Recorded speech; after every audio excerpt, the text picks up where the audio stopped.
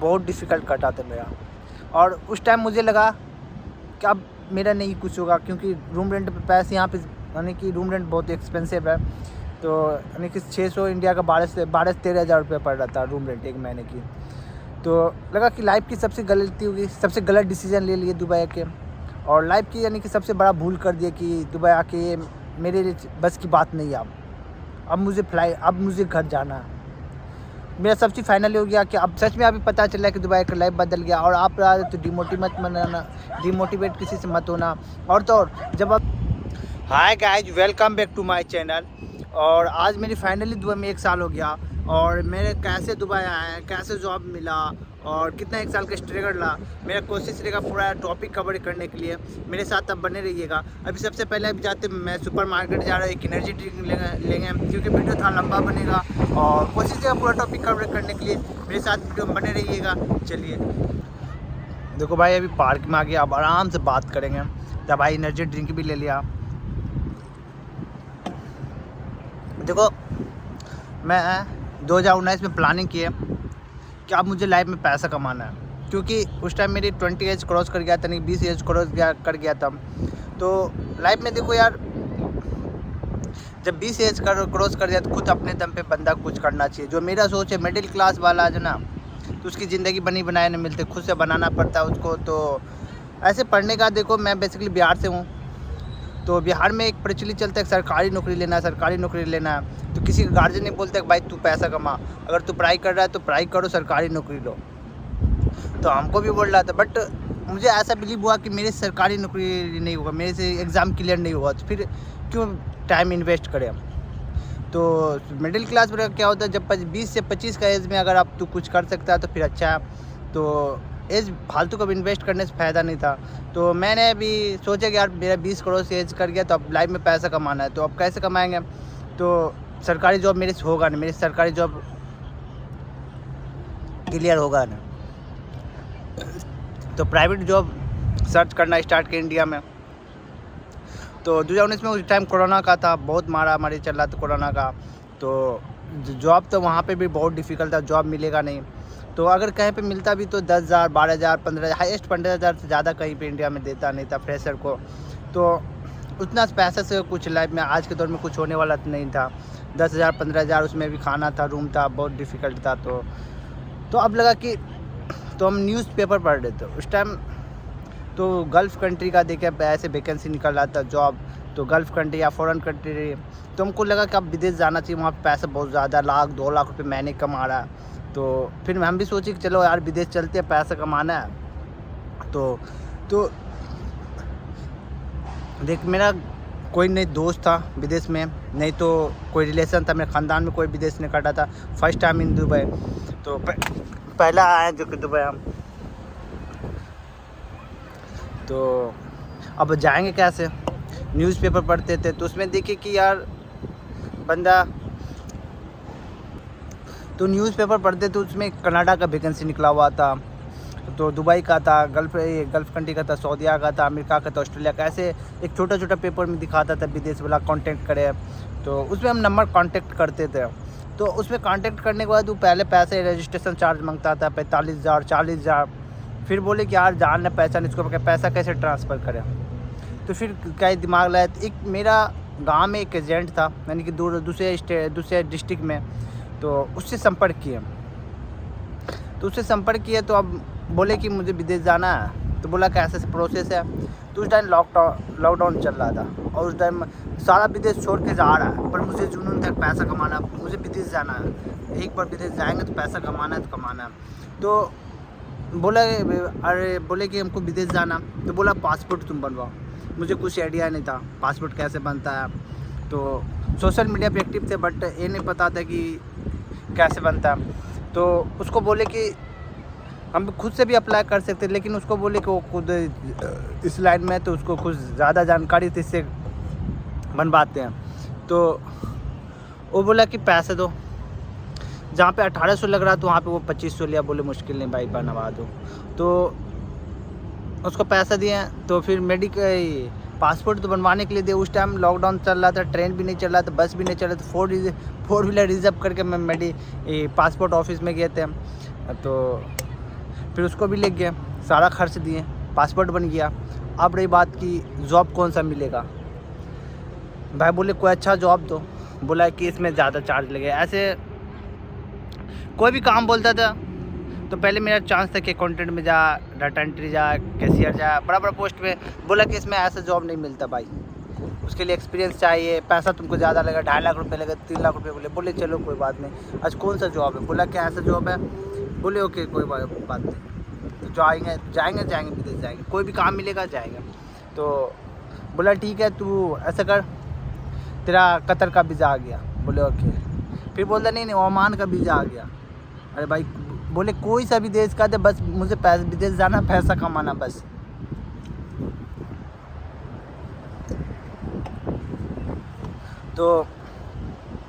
तो लास्ट में बोला कि तुम्हारा दुबई का वीज़ा है। बोले ओके मुश्किल नहीं, कोई सा भी देश है, मुझे पैसा कमाना, बस विदेश जाना है। तो क्या हुआ, वो जब प्रोसेस में डाला तो पहले बोला कि तू क्या पैसा कुछ लगेगा। तो बोले पैसे तो अभी ऐसे नहीं देंगे, जब तक वीज़ा ना आएगा तो वीज़ा ना आएगा तो पैसा कैसे दे देंगे। तो मेरे साथ क्या किया, फेक वीज़ा बना के दे दिया। तो फेक वीज़ा बना के जब दिया तो हम सोशल मीडिया पे एक्टिव थे। अगर आप लोग भी यार सोशल मीडिया पे एक्टिव हो जाओ, उसको चेक किया तो फेक था। तो बोला कोई बात नहीं, दूसरा वीज़ा निकलवाते हैं। उससे पहले मेरा मेडिकल करवाया। बोला कि तेरा एम्प्लॉयमेंट वीज़ा लगा, मेडिकल करवा, मेडिकल तेरा विदेश जाने में। हमको पता था कि ऐसे जान रहे थे विदेश जाने मेडिकल होता है पहले, और ये नहीं पता था कि विजिट में मेडिकल नहीं होता, सिर्फ एम्प्लॉयमेंट होता है। विजिट वीज़ा पे मेरा मेडिकल करवा दिया। एक दलाल होता है, एक एजेंट होता है, एक वो तो उससे बड़ा थोड़ा एजेंट होता है, बड़का दलाल एजेंट के चक्कर में फंस गए। अरे फर्स्ट टाइम था तो करेंगे क्या। तो एक एजेंट था, तो विजिट पे मैं मेडिकल करवा रहा है, एकदम डरा रहा है भाई, तेरा मेडिकल होगा, तेरा पैर सही है ना, दांत सही ना, हाथ सही, कुछ नहीं यार नॉर्मल होता है, बट डरा रहा है, देख यार तेरा सब चीज़ सही है ना, तेरा मेडिकल हो रहा है। हम भी डर के यार विदेश जा रहे हैं, मेडिकल हो रहा है, जॉब लग रहा है बड़ा बड़ा, बस ऐसा कुछ भी नहीं था। ये लोग साला कमीशन खाने के लिए ऐसा कर रहा था। विजिट पे मेडिकल नहीं करवा लिया, मेरा विजिट वीज़ा था, उस पर मेडिकल करवा लिया, कमीशन खा लिया। और मुझे पता था वहाँ पे मेडिकल का भी देखो 25 से 2,000 रुपये लगता है, वो हमसे कितना लिया, 4,000 दिरहम लिया। चलो कोई बात नहीं, लेने दे। और पासपोर्ट में कितना खर्च होता है, मुश्किल से 3,035, मेरा कितना खर्च हुआ, 7,000 रुपया। कोई बात नहीं, जाने दे यार, मुझे कुछ जानकारी नहीं था। मेडिकल भी करवा लिया फेक। अब वीज़ा आ गया, वीज़ा का पारी हो गया। तो बोला एम्प्लॉयमेंट वीज़ा। बोले ओके। जब लास्ट में वीज़ा चेक किया तो विजिट वीज़ा। बोला बहुत मुश्किल है, विजिट वीज़ा 3 महीना का विजिट वीज़ा निकाले हम। 3 महीना का भी नहीं था विजिट, 1 महीना का मेरा विजिट वीज़ा था। तो फिर वो भी फेक हो गया 3 महीने। बोले आप बोले 3 महीने का आप निकाल के दिए 1 महीने। बोला तू ऐसा टेंशन मत ले, तू दुबई जाएगा तो तुमको सीधा कंपनी में लेके जाएगा। बोले ओके। तो वहाँ से जब निकले, पासपोर्ट बन गया, वीज़ा भी आ गया। अब घर से अब दिल्ली मुझे जाना है, टिकट फ्लाइट का कंफर्म नहीं हुआ तो बोला कि ऑफिस में जाकर कंफर्म हुआ। कोई दिल्ली में ऑफिस नहीं, तो झूठ बोल के मुझे दिल्ली लेकर आया। तो जब घर से निकले तो एक ट्रेन में मिला मुझे आदमी, मुझे एक ऐसे जान पहचान नहीं था ट्रेन में। तो एक ऐसे लैपटॉप साथ में लेकर आते, ट्रेन पर लैपटॉप चला रहे थे। तो कोई डिमोटिवेट भी करेगा, आप जब आओगे तो डिमोटिवेट भी बहुत सुनना मिलेगा। तो उस टाइम आप डिमोटिवेट मत होना। तो बोला कि तू क्यों जा रहा है यार, 1 लाख रुपये फंसा के खर्च कर रहे कि तेरे पास लैपटॉप, एक CSC को दुकान खोल लो CSP का, तुम्हारे पास लैपटॉप भी एक, सिर्फ प्रिंटर लगा। बट सोच बड़ा रखना, सपना बड़ा रखना, उड़ान बड़ा सोचना है, उसे इंसान से डिमोटिवेट नहीं होना है। बस मैं बोला कि अगर जाना है तो जाना यार, सोच बड़ा रखना है। उसे अगर CSC खोल के क्या 500-1000 रुपये कमाते हैं तो, लेकिन नहीं कि वो सक्सेस होता है कि नहीं होता। बट पैसा तक उस टाइम लगा विदेश में यार बहुत पैसा, महीने के 1-2 लाख रुपये कमा रहा है। कनाडा जा रहा है, पंजाबी सब भाई इतने पैसे कमा रहा है यार, मैं भी विदेश जाऊंगा। तो वहाँ से दिल्ली आ गया। तो फिर वहाँ से घर से जब दिल्ली आया, दिल्ली में एक और मेडिकल होता है, यानी कि उस टाइम कोरोना चला, कोरोना टेस्ट वाला चल रहा था, उसमें भी कमीशन खा रहा है। तो वहाँ आने के बाद क्या हो गया, फ़्लाइट कैंसिल हो गया। टिकट मेरा बना नहीं था, कंफर्म नहीं था। जब घर से निकले थे तो दिल्ली में टिकट मेरा कंफर्म हो रहा था। बोला तू दिल्ली चल, दिल्ली ऑफिस में तेरा टिकट कंफर्म हो गया। बोले ओके चलो, मुश्किल टिकट भी फेक भेज रहा है। पैसे लेने के लिए पैसा आधा दिए तो आधा बाकी था, बोले कि जब टिकट आएगा तो फिर पैसा देंगे। वहाँ पे भी टिकट भी फेक दे रहा, टिकट भी चेक करे, टिकट भी फेक है भाई, टिकट फेक है। तो फिर बोला, फिर दोबारा टिकट दिया तो वो टिकट सही था। फिर सुबह का आके मेरा फ़्लाइट कैंसिल हो गया, बोला था कोरोना ये फ़्लाइट कैंसिल आज और पैसा दो। अब फ़्लाइट कैंसिल हो गया, फिर से पैसा लगेगा भाई। बोलते ना एक यार दलाल होता है, उससे बड़का दलाल, फ्रॉड दलाल में बच गए थे। और एजेंट देखो कितना था मेरे पीछे, एक गांव का एजेंट था, वहाँ से कोलकाता का एजेंट था, कोलकाता से मुंबई का था, मुंबई से दुबई का था, दुबई से फिर दुबई का था एजेंट। लंबा चौड़ा चक्कर पड़ा था मेरा। तो वहाँ पे आए तो फिर वो भी पे बोले पैसे तो हम तो देंगे नहीं, अगर नहीं जाएंगे तो मुश्किल है, यहाँ से घूम जाएंगे पर पैसा आप देंगे नहीं, 1 रुपया भी नहीं देंगे। तो फिर वहाँ से तो कैसे कैसे दुबई लैंड किए। तो वहाँ पे लैंड जब किए तो हमको आया ये 4 व्हीलर रिसीव करने। तो जब रिसीव करने आया तो मेरे पास 1 रुपया भी नहीं था, क्योंकि बता देगा तुम कंपनी में जाएगा, कंपनी तुमको पैसा देगा वहाँ पे, तो टेंशन मतलब वहाँ जैसे कंपनी इन करेगा 100 रुपया तुमको 100 दिरहम में दुबई का देगा। और वहाँ का 100 दिरहम बहुत ज़्यादा पैसा होता है, मुझे ऐसे बताया गया था, क्योंकि उस टाइम मुझे कुछ मालूम नहीं था। तो वहाँ से जब लैंड किया दुबई एयरपोर्ट पर, तो 4 व्हीलर आया लेने के लिए, रिसीव किया। अब बीच रास्ते में जाके रोक दिया। अब बोला तू पैसा दे तो रूम पे पहुँचाएंगे, ना तो रिटर्न कर देंगे तुमको एयरपोर्ट पे। अब करे तो करे क्या। फिर कॉल करते करते तो कभी एजेंट को, कभी कोलकाता, कभी मुंबई, कभी गांव वाला को कॉल करते करते किसी तरह से रूम पे पहुँचे। और कोई कंपनी नहीं, वहाँ यहाँ पे भी आके एजेंट के पास छोड़ दिया। अब एजेंट से कहानी स्टार्ट होता है। यहाँ से दुबई का देख कहानी कैसा है। रात में पहुँचे, एकदम पूरा डरा रहा है, सुबह तेरा इंटरव्यू है, ताबड़ तोड़ बल्लेबाजी चल रहा है, इंटरव्यू पे इंटरव्यू, एकदम डरा रहा है रात भर। भाई यार रात में आए यार, सुबह बोल रहे थे इंटरव्यू, बोले कि यार अच्छा है चलेंगे इंटरव्यू देने। तो हाथ में मटिया पीने थे, पूरा डरा रहा है, भाई तेरा इंटरव्यू चल रहा है। तो मटिया खोल दे, ये टाई फॉर्मल ड्रेस पहन ले, फॉर्मल ड्रेस हम लेकर आए थे लाज में। तो पूरा ड्रेस व्रेस पहन के तैयार है, सुबह 8 बजे नहा धोआ के तैयार है कि अब इंटरव्यू देने जाना है। तो गए इंटरव्यू देने। तो एक पहले मुझे लेबर कैंप में डाला, फिर वहाँ से रिजेक्ट हो गया। तो उसके बाद वहाँ से जब रूम पे आए तो फिर एजेंट को कॉल किया कि तेरा बंदा ज़्यादा पढ़ा लिखा हुआ है, बंदा कि कौन सा काम में भेज दे, इसमें इसका सिलेक्शन नहीं हुआ है और इसको रिटर्न कर दे दिया। तो फिर बहन में दिमाग ख़राब हो गया, अब ये मेरे साथ क्या हो रहा है। तो फिर उसके बाद क्या बोले एजेंट, वो जो दुबई का एजेंट था, फिर उसी साइड में जाके बात की, भाई पैसा देंगे कुछ, तो ज़्यादा एक्स्ट्रा पैसा ले लो, हमको अच्छा काम दे दो। बोला कि मुश्किल नहीं है, हो जाएगा। तो यहाँ का 1500 दिरहम दिया, इंडिया का 30,000 रुपया दिया, फिर घर से मंगा के। तो अब दुबई में देख के फिर एजेंट को पैसा दिया कि अच्छा काम लगा देगा। तो 30,000 दिए। फिर क्या, फिर दूसरा यानी कि 1-2 दिन रेस्ट किया, बोला कि अभी रुको काम वैकेंसी नहीं है। तो फिर 1-2 दिन हो गया, फिर लगा कि यार अब बोलना चाहिए। जब बोले कि भाई समय हो रहा, घर वाले परेशान हैं, तो मुझे जॉब पे काम लगवा दो। तो बोला ठीक है, तेरा कल इंटरव्यू है। फिर एकदम पूरा डर, वो तो और ज़्यादा, यहाँ वाला तो और ज़्यादा डरा रहा है। तो भाई कि तेरा इंटरव्यू हो रहा है, एकदम कुछ नहीं, एकदम बालू सही कर ले, कटिंग करवा रहे, एकदम लग रहा है कि IAS का इंटरव्यू चल रहा है। मैं जो ताबड़ तोड़ बल्लेबाजी, एकदम इंटरव्यू पे इंटरव्यू, इतना बड़ा बोल रहा है। मेरे कहने का सेंस ये कि इतना डरा रहा है कि लग रहा है कि कोई बड़ा पोस्ट पे इंटरव्यू होने जा रहा है मेरा, लेकिन ऐसा कुछ भी नहीं था। जब फिर मैं यहाँ से गाड़ी पे बैठा के लेके जाता था, तो उनको लगा कि हाँ हम तो इंटरव्यू देने जा रहे हैं, पर ऐसा नहीं था। और यहाँ पे क्या हुआ था, एक सीन था कि जैसे मैं सबसे पहले आया था, यहाँ पे रहता अजमान में रहता, अजमान में वहाँ से अबू धाबी में एक लोग कैंप था, यानी कि ऑफिस था, वो उसी एजेंट का ही लड़का बंदा बैठा रहता वहाँ पे। तो वहाँ पे जाके इंटरव्यू लेना स्टार्ट कर दिया। कुछ नहीं इंटरव्यू पे, खाली tell me about yourself introduction बस, और कुछ पूछता नहीं था। वैसे गया, ऐसे लाइन में डाला तो बता दिया, हाँ चलो हो गया तेरा इंटरव्यू। तो फिर बाहर में निकले, एजेंट से पूछे क्या हो भाई, बोला तू तो सिलेक्टेड हो गया, अब तेरा परसों जो है ना तू सीधा ज्वाइनिंग होगा, तेरा कंपनी में तुम जाएगा, तो तुम अपना कपड़ा सेट लेना और सब चीज़ तैयार रखना परसों। फिर परसों हो गया, भाई क्या हुआ अभी तक आया ना। आज चलो आज जो है ना कंपनी का अचार नहीं बैठा हुआ था, इसलिए तुम आज नहीं जाएगा, दूसरे दिन जाएगा। फिर बोला कि ये देखो कंपनी में जो है ना आदमी फुल हो गया, अब दूसरा कंपनी में जाकर इंटरव्यू हो। फिर इंटरव्यू देने गए।